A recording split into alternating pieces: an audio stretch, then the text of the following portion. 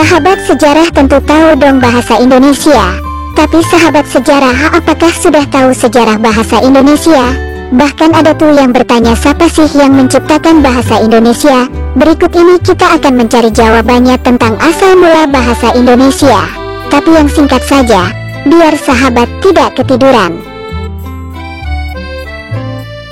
Bahasa Indonesia lahir pada tanggal 28 Oktober tahun 1928.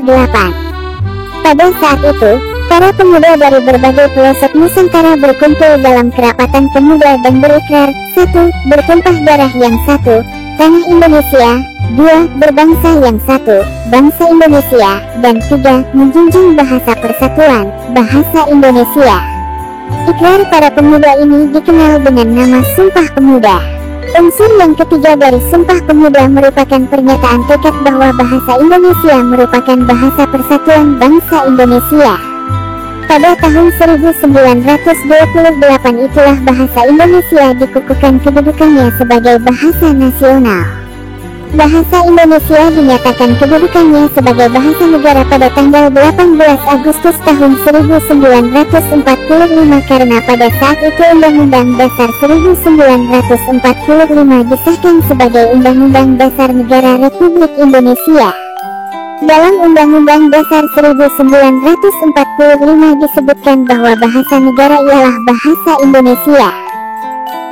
Keputusan Kongres Bahasa Indonesia 2 tahun 1954 di Medan, antara lain, menyatakan bahwa bahasa Indonesia berasal dari bahasa Melayu.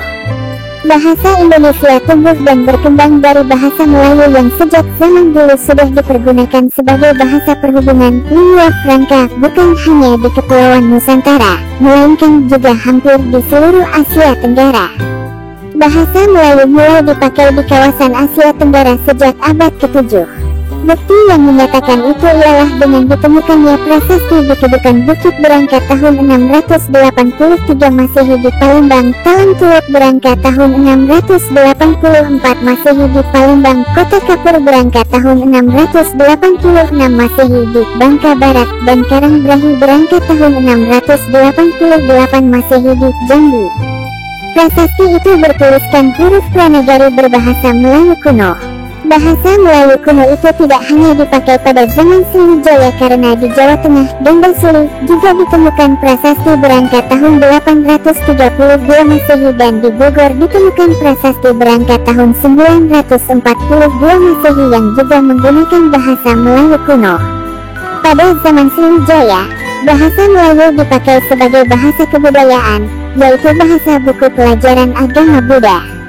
Bahasa Melayu juga dipakai sebagai bahasa perhubungan antar suku di Nusantara dan sebagai bahasa perdagangan, baik sebagai bahasa antar suku di Nusantara maupun sebagai bahasa yang digunakan terhadap para pedagang yang datang dari luar Nusantara.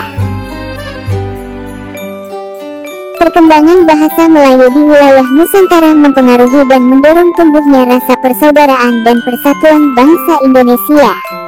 Komunikasi antar perkumpulan yang bangkit pada masa itu menggunakan bahasa Melayu. Para pemuda Indonesia yang tergabung dalam perkumpulan pergerakan secara sadar mengangkat bahasa Melayu menjadi bahasa Indonesia, yang menjadi bahasa persatuan untuk seluruh bangsa Indonesia. Sumpah Pemuda, tanggal 28 Oktober tahun 1928. Kebangkitan nasional telah mendorong perkembangan bahasa Indonesia dengan pesat. Peranan kegiatan politik, perdagangan, persurat kabaran, dan majalah sangat besar dalam memodernkan bahasa Indonesia. Proklamasi Kemerdekaan Republik Indonesia, tanggal 17 Agustus tahun 1945, telah mengukuhkan kedudukan dan fungsi bahasa Indonesia secara konstitusional sebagai bahasa negara. Kini bahasa Indonesia dipakai oleh berbagai lapisan masyarakat Indonesia, baik di tingkat pusat maupun daerah. Itulah asal-usul sejarah bahasa Indonesia. Kalau sahabat masih penasaran dan masih butuh penjelasan, silahkan isi dalam kolom komentar, biar saya tidak ketiduran nunggu sahabat nonton video Roda Sejarah Channel.